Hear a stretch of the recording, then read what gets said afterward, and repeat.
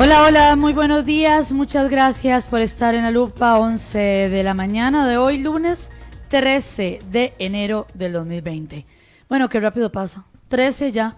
Acabamos de estar diciendo viene Navidad, Año Nuevo, estamos iniciando el año, ya vamos por la mitad de enero. Bueno, así es esto. Hay que sacarle mucho el jugo a los días porque se van soplados. Gracias a usted porque está conectado con 89.1.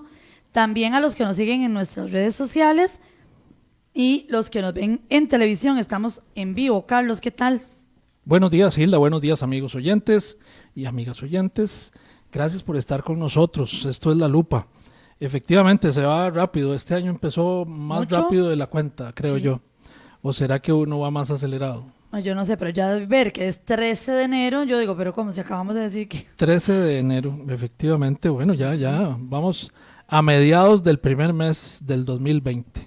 Así es la cosa. Y vamos encaminados a un año que podría ser mejor que el anterior. Esa es la esperanza. Bueno, eso es lo que necesitamos saber hoy y sobre todo desde el punto de vista económico, porque... El bolsillo.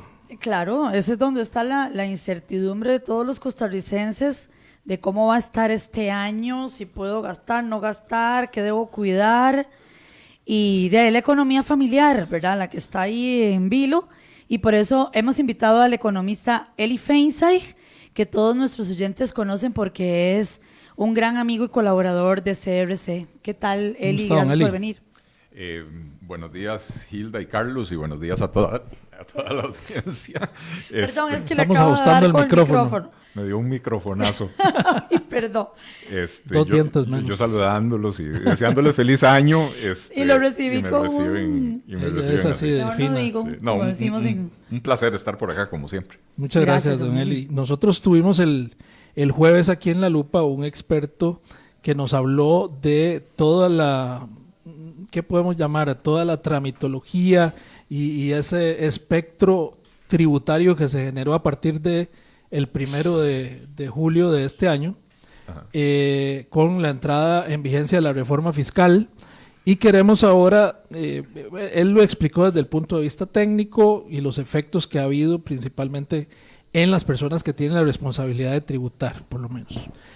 Hoy queremos ver, don Eli, un poco si esos 6 meses de cambio en los impuestos de este país, ya se percibe un cambio, ya se percibe una mejoría, o es iluso aún decir que los efectos se puedan percibir desde ahora, y cómo proyectamos el año con base en esos cambios que se han dado. Por eso lo invitamos.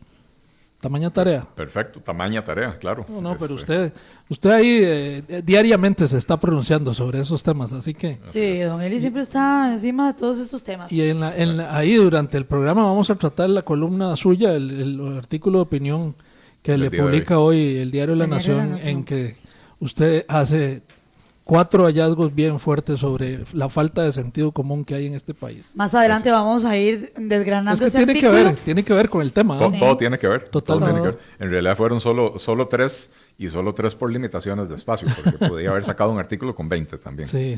Por cierto, lleno de ironía ese artículo, don Eli. Sí, porque no hay otra manera de lidiar con la estupidez humana convertida en política pública. Si usted no lo hace con ironía, mejor Se pelea. organiza un funeral. Termina peleándose además. Bueno, con la ironía se pelea más. Ring de boxeo. La ironía es un pleito profundo. Sí. La gente en este país, sobre todo los funcionarios públicos, son incapaces de entender el humor en todas sus formas. La ironía es uno de ellos, ¿verdad? Y se enojan el doble cuando uno les dice estas cosas, pero bueno. Bueno, ahora vemos ese ¿Cómo estamos? artículo. ¿Cómo estamos para este año? El Banco Central anuncia una leve mejora en la economía. Hay economistas que hablan de un moderado optimismo. Sí. Hay otros ¿Cuáles que son? dicen, mejor estemos stand-by porque no sabemos. O sea, las voces son variadas. Así es. Yo no sé si ustedes recuerdan, creo que fue el año en que murió la princesa Diana en un accidente de carro, que la reina 9-8. Isabel... 9-7 muere. Que la reina Isabel hace todos los años como un resumen de lo que fue su año y se refirió a ese año como el annus horribilis, el año horrible por todo lo que pasó alrededor de la familia real. Bueno, 2019 para Costa Rica fue el annus horribilis de los últimos 35 años, ¿verdad? Ha sido probablemente el año de peor desempeño económico bueno, no sé si peor, ha habido años en que hubo crecimiento negativo, pero realmente fue un año malo, la combinación del 18 con el 19, la irresponsabilidad fiscal que se ha venido arrastrando a lo largo de muchísimas décadas, pero que se exacerbó a partir del 2017 en el gobierno de Luis Guillermo Solís, lo cual nos metió en una situación financiera muy complicada, el famoso hueco fiscal, y que al final de cuentas aterrizamos en un plan fiscal que, a pesar de que llevamos en el país 20 años discutiendo cómo hacer una reforma fiscal, a la hora de la hora hubo que aprobarlo a la carrera, ¿verdad? Y entonces el plan fiscal tiene cosas buenas, pero también tiene cosas que si hubiera habido tiempo de diseñarlas mejor y de pensarlas mejor, no hubieran quedado como están, ¿verdad? Pero entonces 2019, digamos que ya es el último punto, la última estación de esa situación en la que nos habíamos metido. Entra en vigencia el plan fiscal, por lo menos las finanzas públicas empiezan a mostrar una leve recuperación, y también esa sensación que teníamos en el 2018 de que se nos descalabraba el país, la logramos superar. No estamos muy optimistas, pero por lo menos ya no estamos asustados de que vamos en un carro a 140 kilómetros por hora sin frenos directo a un precipicio, ¿verdad? Y entonces, si bien las mediciones de confianza del consumidor, de confianza de los empresarios siguen estando en territorio negativo, ya ahora están menos negativas que a mediados del 2019, ¿verdad? Entonces... ¿Qué hizo que esto esté así?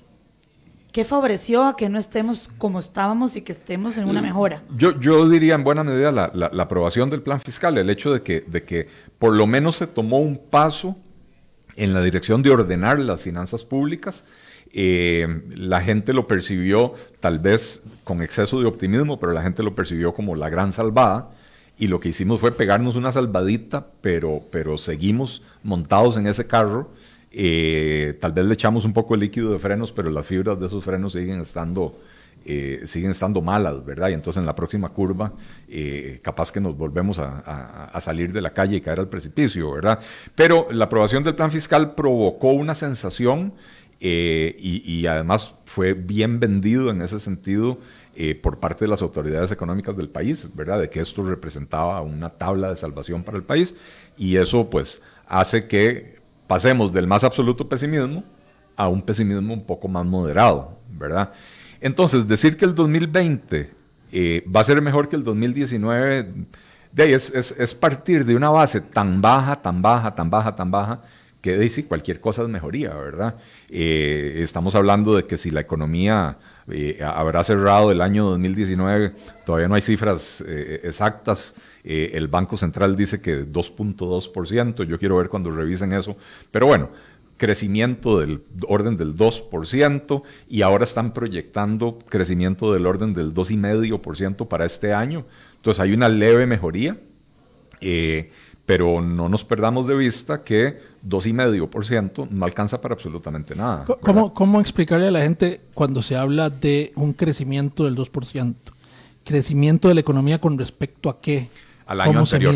O sea, si en un año la economía producía bienes y servicios por un valor total de 100 y después al año siguiente tiene un crecimiento del 2%, los bienes y servicios producidos en el año siguiente equivalen a 102 colones, ¿verdad? En vez de los 100 que había crecido el año anterior.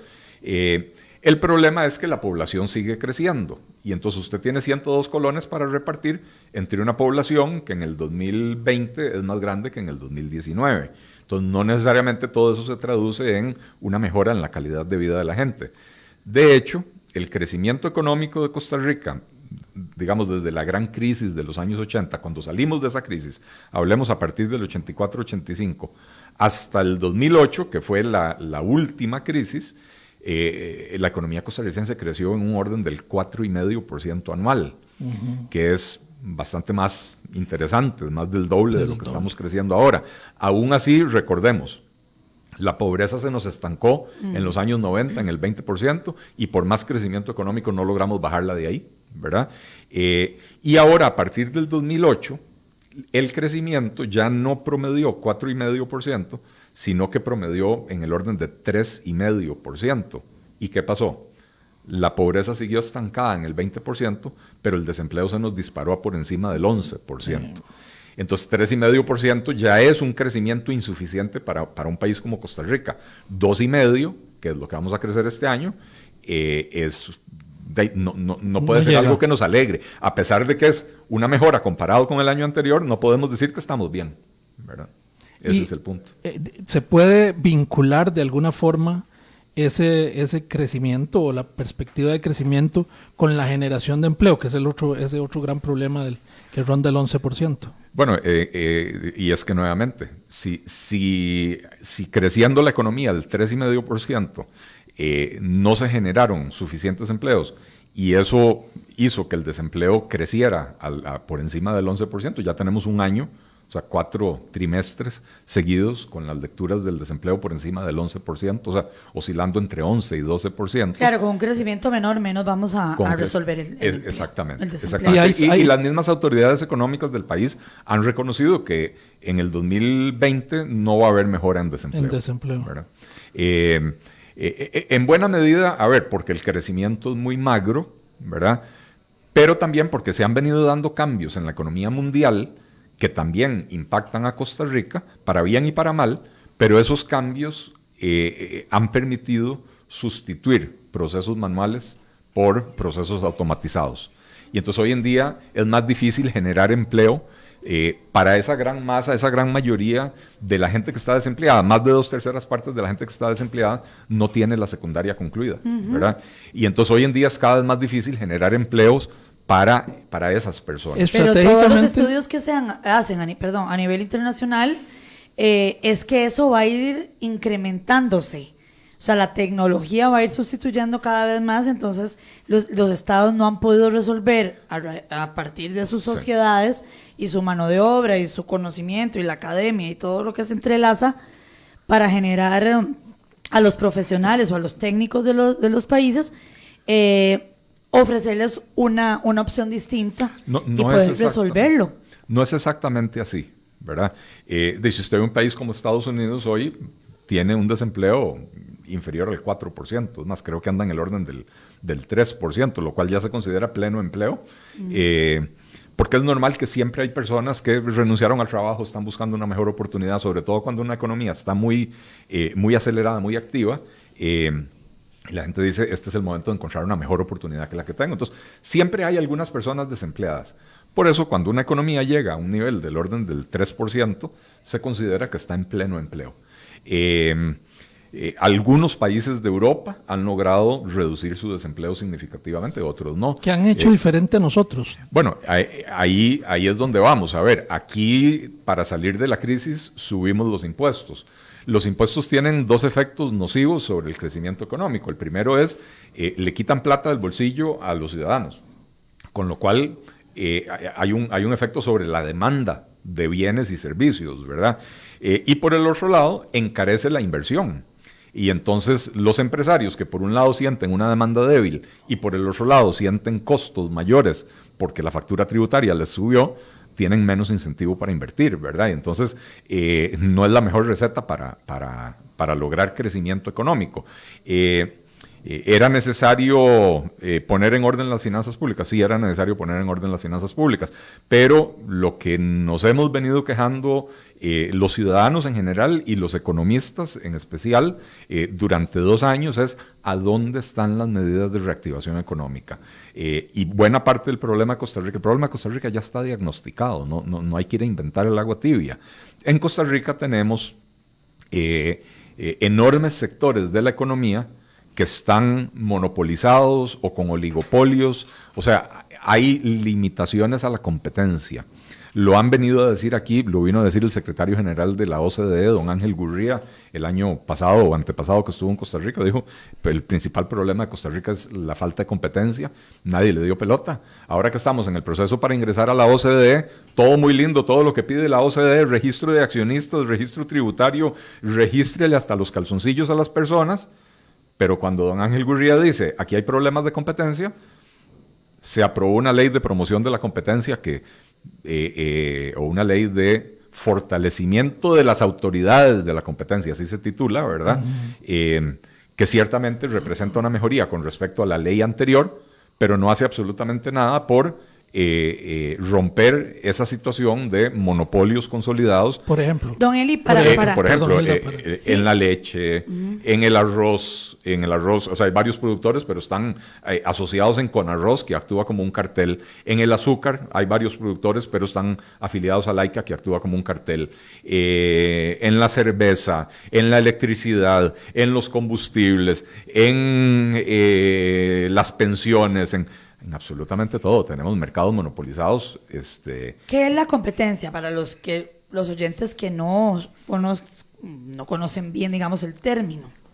¿Qué significa con competencia lo que ha señalado? Permitir, o sea, en este contexto costarricense es permitir eliminar las barreras y los obstáculos que impiden que nuevos oferentes entren al mercado a competir con los que ya existen, ¿verdad? Si hay una empresa, Cargill, que controla 2/3 partes o un poco más del mercado de pollo en Costa Rica, y el pollo en Costa Rica tiene aranceles de importación, o sea, impuestos a la importación de pollo, que han venido bajando en los últimos años, pero que hace 3 o 4 años todavía andaban en el orden del 80 al 150%, ¿verdad? Entonces, eliminar esos aranceles permitiría que si no se produce localmente el pollo, por lo menos podamos importar pollo de otras partes, o esa amenaza de que va a entrar pollo más barato de otros lugares obliga al monopolio local a bajar los precios. Los monopolios y los oligopolios, un oligopolio es cuando en un mercado hay muy pocos oferentes. Pero hay varios. Puede haber 2, 3, 4, digamos, telefonía, es un mercado básicamente con 3 operadores, no deja de ser un oligopolio. La situación del oligopolio de la telefonía es bastante más competitiva de lo que era el monopolio cuando solo teníamos Alice, ¿verdad? Pero no deja de ser un oligopolio. Pero un oligopolio es cuando hay muy poquitos oferentes. Cuando hay poquitos oferentes, se facilita que se pongan de acuerdo entre ellos. Pero en Costa Rica, además, por ley se crean mecanismos para que los productores se pongan de acuerdo entre ellos. Laica, Conarroz, Corfoga, etcétera, ¿verdad? Y decía Adam Smith, el primer economista moderno, ¿verdad? Decía que cuando 2 empresarios se juntan, no es para comentar el clima ni los resultados del fútbol, es para ver cómo hacen para ponerse de acuerdo para subir el precio, ¿verdad? Entonces, en la mayoría de los países del mundo, crear un cartel, un cartel es cuando un oligopolio se junta y empieza a actuar como que si fueran una sola empresa, ¿verdad? Entonces, en otros países del mundo, crear un cartel es delito. La gente va a la cárcel en Estados Unidos o en Chile por crear un cartel. O sea, si les logran comprobar que hay acuerdos entre empresas para restringir la oferta, recordemos, ¿verdad?, principios de economía, a mayor oferta los precios tienden a bajar. Cuando uno restringe la oferta, produce menos, provoca un aumento del precio. Esto es lo que hace, por ejemplo, el cartel del petróleo, la famosa OPEP. Cada cierto tiempo se reúnen y dicen, el precio está muy bajo, vamos a restringir la oferta, porque entonces eso va a provocar que la demanda haga que el precio suba, ¿verdad? Entonces, los monopolios... Pero aquí, perdón, usted llevaba ese hilo de que la creación de un cartel en algunos países es un delito. Es un delito. Pero, por ejemplo, aquí con arroz es una ley. Los creamos por ley. Lo que en otros países es delito porque atenta... aquí sí se puede hacer. Bueno, las leyes lo permiten. Lo que en otros países es delito porque atenta contra el consumidor, y recordemos, a la gente no le gusta que uno use el término consumidor, pero en Costa Rica hay 5 millones de habitantes. Los 5 millones somos consumidores. Sí. Después habrá 200,000 empresarios, habrá 3,000 zapateros, habrá 100,000 agricultores, lo que sea. Todos somos algo más, ¿verdad? Economistas hay 500, no sé cuántos hay, ¿verdad? Pero todos somos consumidores. Pero todos somos consumidores. Y entonces las leyes deberían de buscar beneficiar al mayor número posible. Y para eso hay que concentrarse en beneficiar al consumidor. Aquí las leyes se hacen para proteger y beneficiar a sectores productivos, ¿verdad? Y entonces lo hacen a expensas del consumidor. Y eso... Eso resulta en estas situaciones que tenemos aquí en el país, ¿verdad? Pero en economías ejemplares, entre comillas, como Estados Unidos, hay sectores protegidos también, como en Estados Unidos el sector agrícola, por ejemplo. Sí, hay, sobre todo en el sector agrícola hay grandes discusiones a nivel mundial. La mayoría de los países desarrollados protegen a su sector agrícola. En Europa mucho. En Europa más que en Estados Unidos, pero bueno, en ambos, ¿verdad? Usualmente, a ver, ¿por qué? Porque la producción agrícola, con los costos de un país desarrollado, se vuelve excesivamente cara. Y entonces, ¿qué dicen en esos países? No permitamos que los productores de banano de Costa Rica metan el banano tan barato a Europa. Metámosle un impuesto. ¿Por qué? Porque en Tenerife o en Mallorca o no sé, en algunas de las islas estas de España se produce banano, pero con mano de obra con salario en euros y con regulaciones europeas, ¿verdad? Y entonces la producción del banano en esos países es mucho más cara y no puede competir con la nuestra. Y entonces, ¿qué dicen? Protejámoslo, protejamos a la producción local y les ponemos esos impuestos. Eso va en contra de, o sea, ¿por qué Europa necesita producir bananos? ¿Qué le importa a Europa si los bananos vienen de África o si vienen de Latinoamérica? Pero bueno, los sectores agrícolas tradicionalmente han tenido mucho peso político. Tienen poder. En un país como Francia, por ejemplo, siguen teniendo mucho peso político. Y entonces logran este tipo de protecciones. Pero uno tiene que analizar y decir, a ver, en Costa Rica, a los agricultores pequeños, que los tenemos supuestamente protegidos, los tenemos condenados a vivir siempre a penitas por encima de la línea de pobreza. No hay forma de que se superen. Por ejemplo, la ley de LAICA, la ley del azúcar. La ley del azúcar dice que si usted vende X cantidad, usted es un pequeño productor, vende X cantidad al ingenio, se la compran. Si usted pasa de esa cantidad, que es la definición que lo hace usted pequeño productor, si usted se pasa de ese monto, el exceso se lo compran a la mitad de precio. Y entonces ya a usted no le conviene pasarse en la producción. O sea que usted no puede crecer. Si usted crece, lo castigan. Y entonces la ley lo condena a usted a quedarse en el nivel de subsistencia. Y entonces, ese es el tipo de protección que queremos. Ahora, don Eli, esa falta de competencia de la que señala Miguel Ángel Gurría, es porque tampoco hemos querido cambiar, no hay ambiente para cambiar, no hay ambiente para generar esa competencia en el país. ¿Estamos los consumidores destinados a seguir viviendo como hemos vivido? Porque tradicionalmente estos sectores protegidos eran los grandes financiadores de las campañas políticas. Así era en la época del bipartidismo. Entonces son los grandes compromisos que no podían los gobiernos de turno hacer nada. Así es. Pero así era en la época del bipartidismo, pero además el PAC se convirtió, o sea, el PAC agarró el modelo político de Liberación Nacional y lo imitó y se lo robó. De hecho, son más exitosos ahora que Liberación Nacional con ese modelo, protegiendo gente para que los apoyen. Pero ¿verdad? es el mismo modelo. Es el mismo modelo y entonces cambió el bipartidismo, pero no logramos salir de esa situación. Con el agravante de que además nos hicieron un coco wash en las escuelas, en las últimas 5 décadas, o 4 décadas, ¿verdad? Nos hicieron un coco wash en las escuelas para hacernos creer que este tipo de cosas, estas protecciones, son beneficiosas para la sociedad. Y entonces hoy en día usted ve diputados de otros partidos minoritarios que no que no se benefician o digamos no reciben donaciones de los sectores protegidos, pero se echan su discurso en el plenario defendiendo las protecciones a todos estos sectores, ¿verdad? Y ojo, yo empezamos hablando de reactivación económica. Sí. Dice, yo lo que quiero es que en Costa Rica tengamos un sector productivo vibrante. Yo no quiero quitarle las protecciones para que se muera.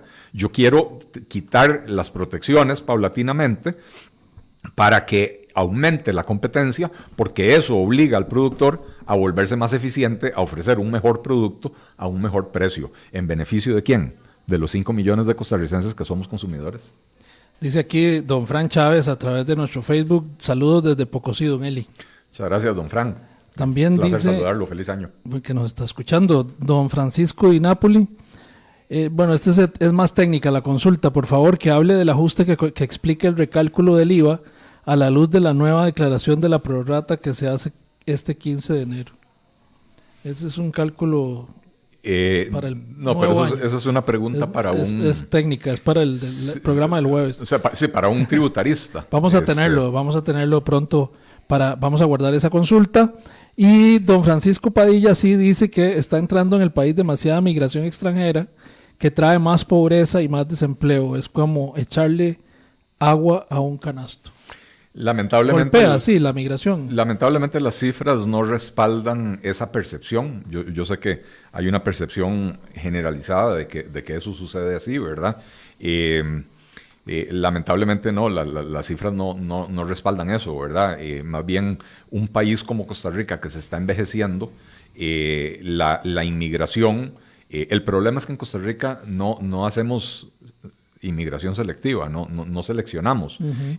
Pero hay países que han utilizado como estrategia de desarrollo una política de inmigración selectiva donde agarran y dicen, ok, en este país necesitamos jóvenes, necesitamos gente con tales habilidades, que pueden ser técnicas o pueden ser profesionales, porque necesitamos gente para las fábricas, necesitamos gente para la agricultura, necesitamos qué sé yo, y promoverlo de esa manera, ¿verdad? Canadá lo hace así un poco. Canadá, el mismo Estados Unidos, ¿verdad? Sí. Vaya, trate de obtener una visa de trabajo en Estados Unidos como economista y me cuenta cuando nos echemos unas birritas en Moravia, porque las birritas no van a ser en Nueva York. Pero vaya, trate de conseguir visa en Estados Unidos como ingeniero en mecatrónica con una especialidad en no sé qué carambada super técnica y rapidito consigue la visa para trabajar en Estados Unidos, ¿verdad?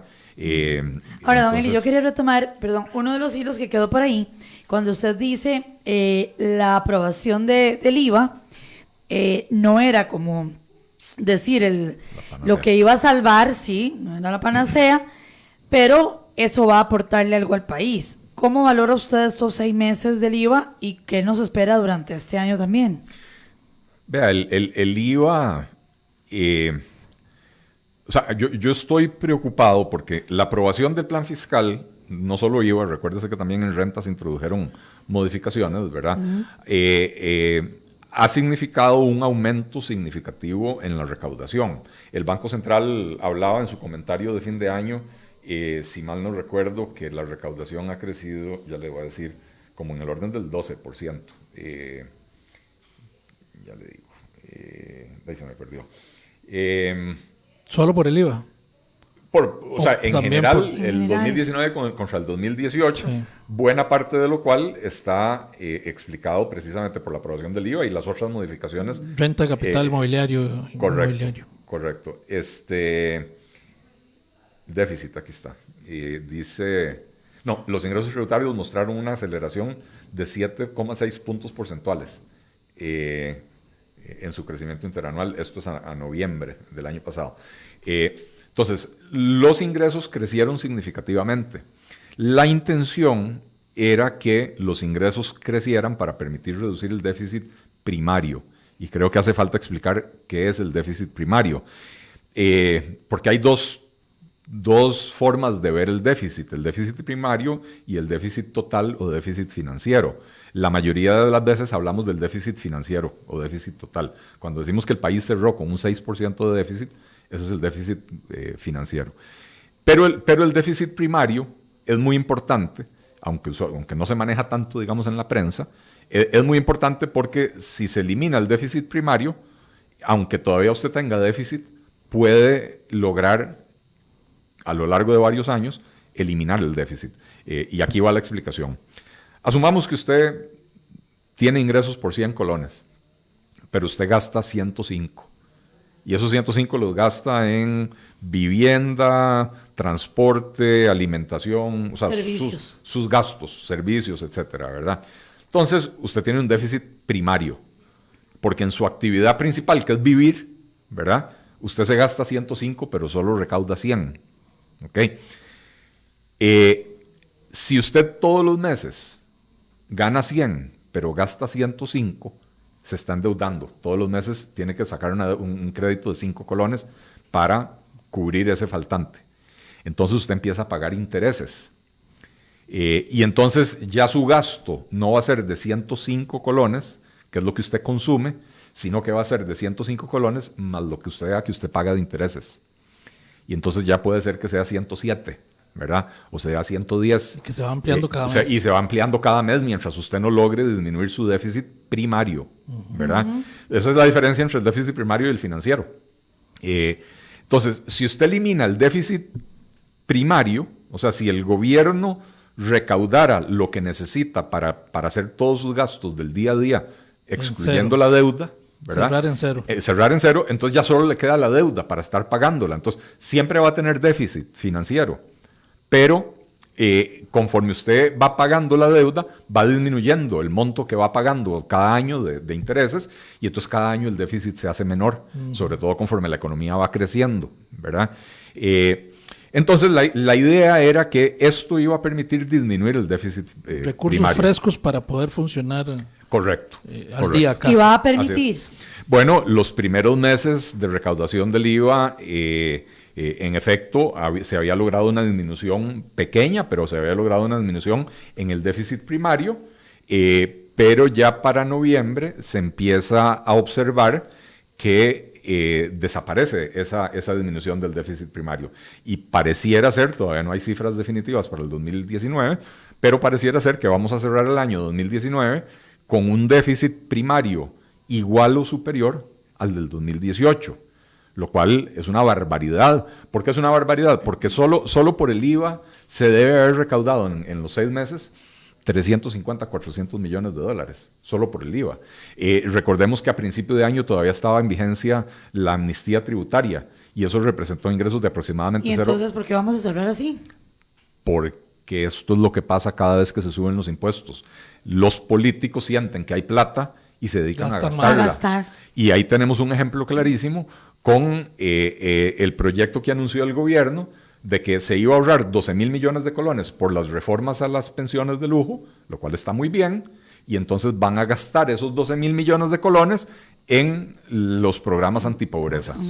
En vez de ahorrar, entonces dijeron, no, ahorré aquí, gastémoslo allá, y entonces no se disminuye el déficit. Pero entonces la idea no era que ahorrar porque necesitamos plata. Claro, pero hay un juego político.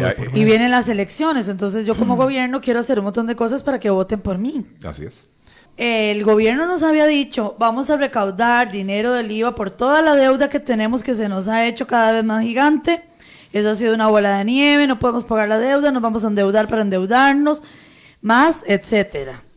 Pero entonces ellos dijeron, necesitamos plata para ahorrarla y poder salir de esas deudas. Pero usted lo que dice es que están empezando ya a gastar eso que recogieron en 6 meses. Así es. Entonces vamos a seguir endeudados y vamos a seguir con la misma situación y no van a resolver lo que realmente prometieron que se iba a resolver. En efecto, bueno, y por eso uno cae tan mal, ¿verdad? Cuando uno siempre le dice a la gente, no le crea a un político socialista, populista, cuando le dice que va a ahorrar.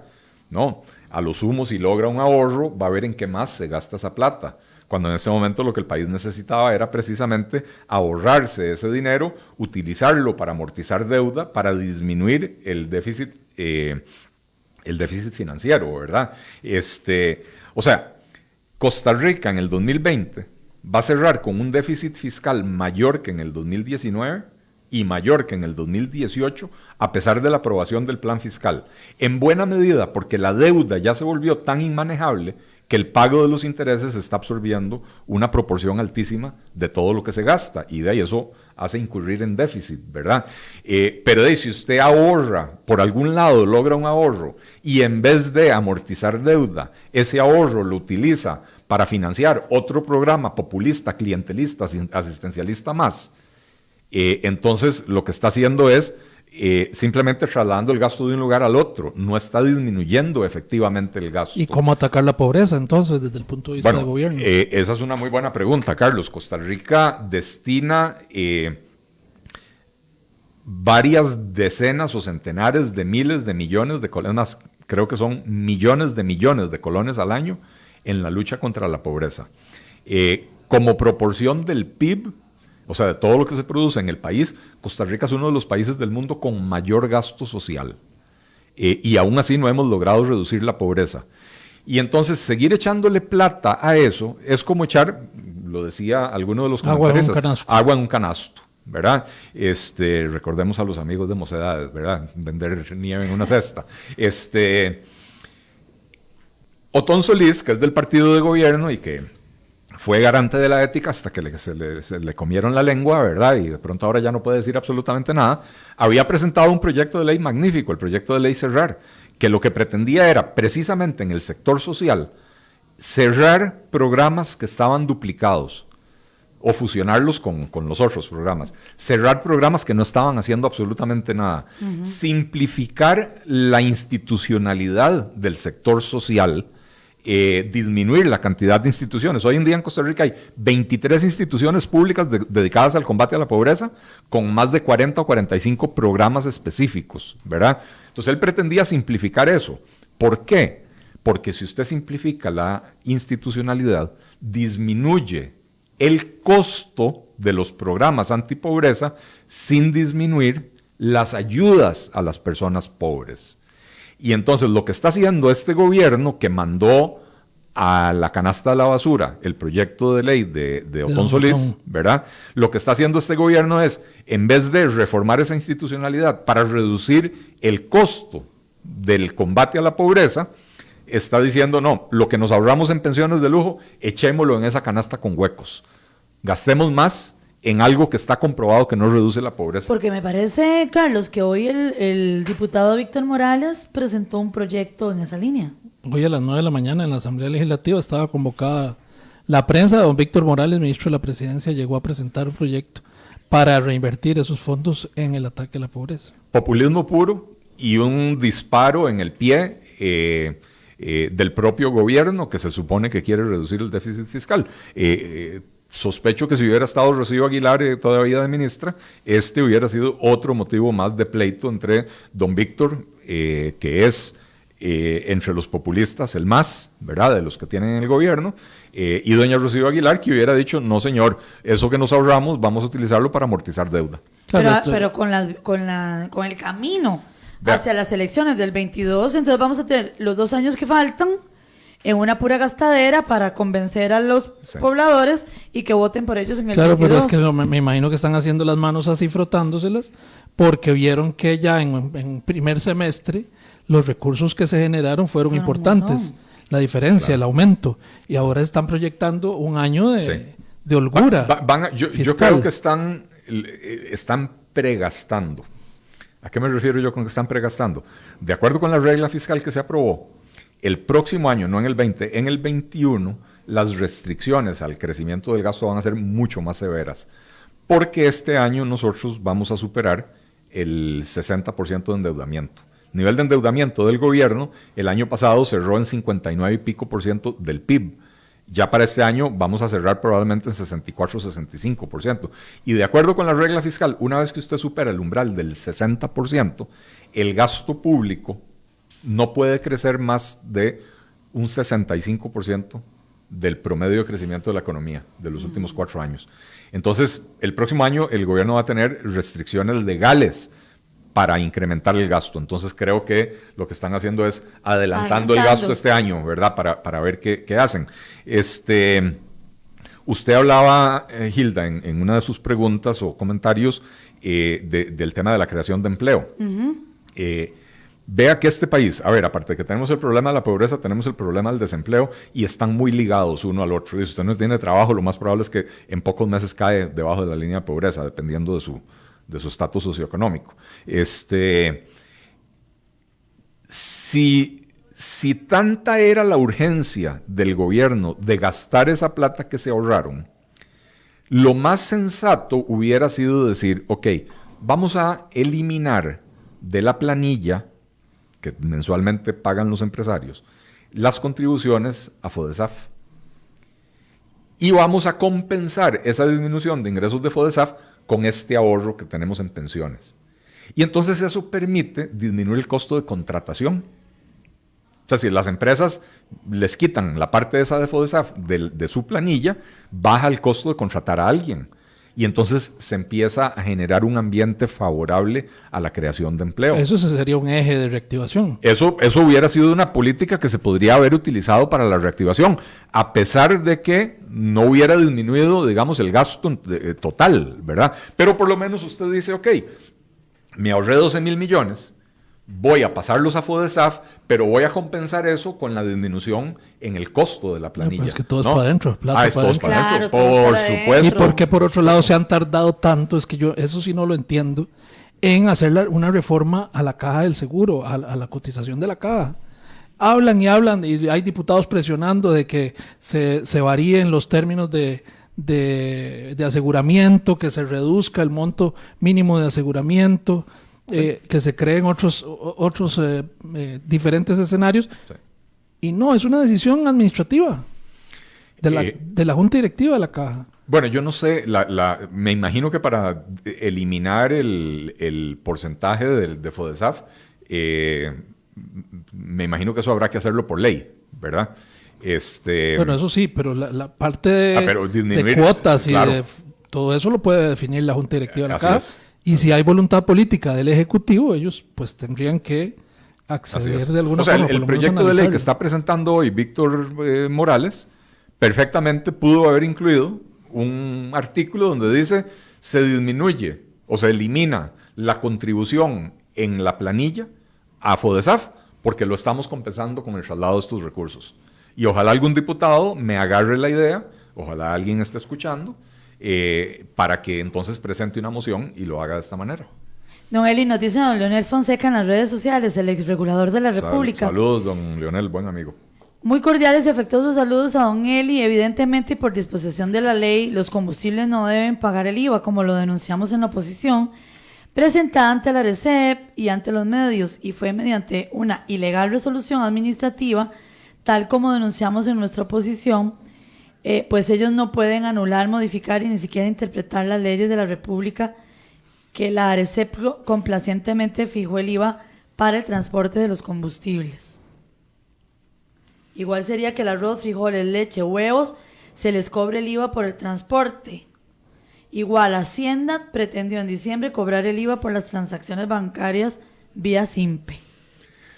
Sí, en efecto, a ver, y tengo que confesar que no conozco el detalle de lo que está denunciando don Leonel, pero si hay alguien en este país fuera de la función pública que conoce el detalle de la regulación, de cómo se hace la regulación, es don Leonel, ¿verdad? Pero ciertamente ha habido en los últimos meses una evidente voracidad fiscal, no solo fiscal, de información, como digo en ese artículo de hoy, ¿verdad? Una evidente y muy peligrosa voracidad por parte de las autoridades que están tratando de, vía interpretación, meter en el canasto de los impuestos cosas que los legisladores dejaron por fuera, ya sea que lo dejaron por fuera a propósito o porque se les olvidó o por error, pero si lo dejaron por fuera, debería estar por fuera, ¿verdad? Ahí es que los combustibles quedaron fuera exentos de pagar el IVA. Pero la cadena de distribución de los combustibles tiene algunos elementos que son considerados por la tributación como servicios, como el transporte. Sí. Entonces, al transporte dentro de esa cadena sí se le debe cobrar, supuestamente según tributación, el IVA. Y eso implica que al final hay que trasladarlo en el costo. Mauricio Castro dice, saludos Gilda y Carlos e invitado. Quisiera que le consultaran al invitado si él cree que con la modificación a la ley de promoción de la competencia se puede aplicar a esos monopolios o oligopolios como cemento, azúcar, arroz, si se logra probar que se ponen de acuerdo con los precios o que continúen haciendo maniobras para perjudicar a nuevos oferentes. Lamentablemente la ley nueva que se aprobó tiene una excepción que ya estaba presente en la ley anterior, pero se mantuvo, y la excepción dice que las nuevas disposiciones en materia de competencia no se pueden aplicar a aquellos monopolios u oligopolios creados por ley. Y entonces la Autoridad de Competencia de Costa Rica queda de nacimiento con manos atadas con respecto a, por ejemplo, a temas como el de Laica y Conarroz.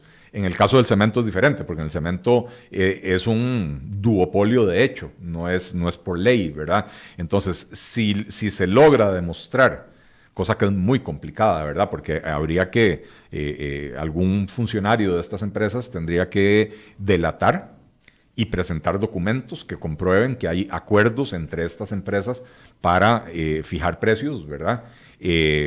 Pero si en el caso del cemento sí se podría. De hecho, eso ya estaba en la ley desde antes, ¿verdad? No es nuevo, y sin embargo nunca hemos visto ningún caso de estos porque es dificilísimo de comprobar, ¿verdad? Por eso, el enfoque de la promoción de la competencia no tiene que ser tanto en qué pueden hacer un poco de burócratas en una oficina del MEIC para darse cuenta de la actividad monopólica que está desarrollando alguna empresa, sino más bien en derribar todas las barreras que existen para que en ese mercado ingresen nuevos competidores. Porque la forma más fácil de evitar estos acuerdos es que entren competidores. Entre más competidores haya, más difícil es ponerlos de acuerdo. Limpiarles el camino, ¿verdad?, a los nuevos. Además de que si entra algún competidor entrará que dirá, en Costa Rica los precios son tan altos que yo puedo darme el lujo de bajarle los precios 15% y así gano segmento de mercado. Y entonces, o participación de mercado. Y entonces de ahí termina obligando a los demás a ajustar sus precios a la baja, ¿verdad? Saludos a doña Erika Mos, que le manda saludos. Muchísimas gracias. Saludos, Erika. Feliz año. Admirando el trabajo de don Eli. Y siempre escucha La Lupa. Sí, y Lisa Fent, que dice que es cierto, el gasto social es altísimo. Muchos programas son inefectivos. Sabemos hace mucho que gran parte de los fondos de pobreza se gastan en lo administrativo. Así es. O sea, no llegan a los pobres. Así es. Todos esos burócratas tienen anualidades, pensiones y demás. La pobreza sigue en 21 hace 20 años. Tiene toda la razón, doña Lisa. Hace, no sé si 3 o 4 años, había salido un reportaje en el diario La República donde hablaba precisamente de cómo se distribuyen esos recursos, ¿verdad?, del combate a la pobreza. Y decían, y no he visto una actualización de la cifra, pero si mal no recuerdo, decían que el 62% de todo lo que se destina al combate a la pobreza se va en remuneraciones y salarios. ¿verdad? El 65. 62%. O sea, queda un 38%, pero no es que el 38% le llega a los pobres. De ese 38% todavía hay que pagar alquiler de edificios, hay que pagar la gasolina de los carros con los cuales van a hacer las giras, la televisión por cable, porque por supuesto en todos los edificios públicos tienen televisión por cable, qué sé yo, ¿verdad? Para que la señora de la papaya pueda ver la telenovela mientras atiende a la gente comiendo papaya, ¿verdad? La de la película. Sí, pero ¿cómo se llama? Y entonces al final de cuentas se estimaba que lo que verdaderamente le llega a la gente pobre es alrededor de un 10% de todo lo que se destina al combate a la pobreza. A eso me refería yo anteriormente, que usted no necesita aumentar el gasto en pobreza. Usted necesita disminuir el costo de administrar los programas de pobreza. Entonces tiene toda la razón doña Elisa cuando dice eso. Hubo un intento en este gobierno que fue la unificación de FONAVE, casi que el cierre de FONAVE, aunque queda un poco la operación. Sí, ¿y usted se acuerda de lo que pasó, Carlos? ¿Qué pasó? Cerraron FONAVE, lo trasladaron al Ministerio de Educación y en el IMAS se quedaron los funcionarios del FONAVE que no los despidieron. Y entonces seguimos incurriendo en el gasto en aras supuestamente de que en el MEP manejen eso de una manera más eficiente. Y entonces, ¿qué hicimos? No disminuimos el gasto. Sí, el gasto siguió. Al contrario, se aumentó el gasto. ¿Sabe por qué? Porque el MEP prácticamente no agarró gente de la que ya estaba en el FONAVE. El MEP contrató gente nueva para manejar los programas de becas. Don Eli, ya para ir cerrando a las 11:50 nuestro programa de hoy, vamos a hacer la perspectiva, ¿verdad? Con todo este análisis que usted nos ha hecho, con este panorama que pareciera aclararse, pero con nebulosa. Uh-huh. ¿Qué nos espera? O sea, la gente dice, en el fondo, bueno, voy a estar mejor este año, me va a alcanzar más la platita, voy a conseguir trabajo, los que no tienen. Costa Rica es un país que en las últimas décadas ha crecido a pesar del gobierno y no gracias al gobierno. Entonces, mi primera recomendación para la gente es no nos oiga los analistas que le decimos que las cosas están mal. Dedíquese a bretear y a hacer crecer su economía personal, porque en la medida que todo el mundo haga crecer su economía personal o familiar, al país le va a ir bien, ¿verdad? En términos de economista, tendré que decir que el 2020 probablemente será un año levemente mejor. El crecimiento económico probablemente va a ser un poquito mejor que en los 2 años anteriores. La inflación va a seguir baja, no hay presiones inflacionarias ni de afuera ni de adentro. El desempleo va a seguir muy alto, el leve crecimiento económico no va a disminuir el desempleo. La pobreza va a seguir estancada, cuidado y si no se nos dispara un poquito porque ya un año continuo con estos niveles de desempleo podría provocar aumentos en los niveles de pobreza. Y la desigualdad aún más. La desigualdad de la brecha de ingresos. Probablemente sí. Son dinámicas distintas, ¿sí? pero probablemente sí. Y hay un rubro de la economía que en el fondo podría ser clave en esto y es la construcción, que ha sido el más golpeado durante el 2019, fue el más golpeado. Así es. Y que puede ser más democratizante, digamos, en cuanto a generación de empleo. Sí. ¿Qué hacer para reactivar ese sector?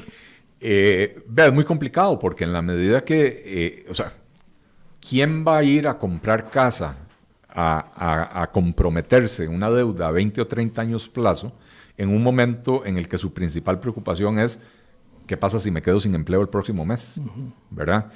Porque con un desempleo tan alto y un crecimiento económico tan pobre, sigue estando presente la amenaza de que puedo perder mi empleo. Nadie ¿verdad? está exento de perderlo. Nadie está exento de perder el empleo, ¿verdad? Lo cual no quiere decir que se va a provocar un desempleo masivo, ni mucho menos, pero el temor hace que la gente sea más cautelosa, ¿verdad? Entonces, la gente que tiene la posibilidad de comprar carro tarda más en reemplazarlo y la gente, en vez de comprar casa, alquila. Porque no puede comprometerse. La semana pasada o antepasada se anunciaba la cancelación de un proyecto que iba a ser el proyecto más grande de vivienda en el este uh-huh. de San José, qué sé yo, porque el mercado está muy temeroso, ¿verdad? Entonces, reactivar la construcción cuando la gente tiene miedo de comprar es muy complicado. ¿Y con obra pública? Bueno, y con obra pública yo creo que ahí el gobierno sí está haciendo una buena labor, ¿verdad? Hay obra pública por todas partes. Y se supone que es un generador de empleo. Es un generador de empleo y es un generador de empleo precisamente en esos niveles de población con baja calificación, ¿verdad? Pero los proyectos de obra pública no se cuecen de la noche a la mañana y entonces el gobierno está haciendo lo que puede con los proyectos que había en la bolsa de inversión, listos, ¿verdad? Y están avanzando en otros proyectos que probablemente en el 2021 o 2022 podrán iniciar, ¿verdad? Pero es muy difícil agarrar y decir, bueno, vea lo que sucede con el tren, ¿verdad? Es proyecto estrella de la primera dama y ella misma reconoce que no se va a poner una sola piedra antes del cambio de gobierno, que ella lo que quiere es ni la primera piedra, ella lo que quiere es dejarlo adjudicado para que arranque en el próximo gobierno, o sea, son proyectos de maduración lenta, ¿verdad? Uh-huh. Entonces, pretender que por ahí se dé un gran crecimiento, de ahí, no nos da mucha esperanza. Bueno, muchas gracias a don Eli, porque se nos acabó el tiempo. Yo creo que queda muy claro el panorama del año, muchas dudas en el sentido de que la incertidumbre está ahí, todos la tenemos y con este tipo de acciones del gobierno que no quedan muy claras generan mucho más dudas. Excepto obra pública, que podría ser que sea un buen generador durante este año. Esperemos que Importante. sí. El artículo suyo está en su página, lo va a subir Está en su mi página en Facebook. ¿Cuál en es la Twitter, página en para que Instagram? la gente lo busque, ya que no hablamos de él? Eli Feinzag. Me busca así con nombre y apellido. El apellido es muy complicado, pero usted empieza a Feinzag. escribirlo en Twitter y le aparece. Y ahí aparece. Sí. Muchas gracias, nos vamos porque ya vienen las noticias. Hasta luego, y mañana gracias. nos escuchamos a las 11. Hasta mañana. Muchas gracias.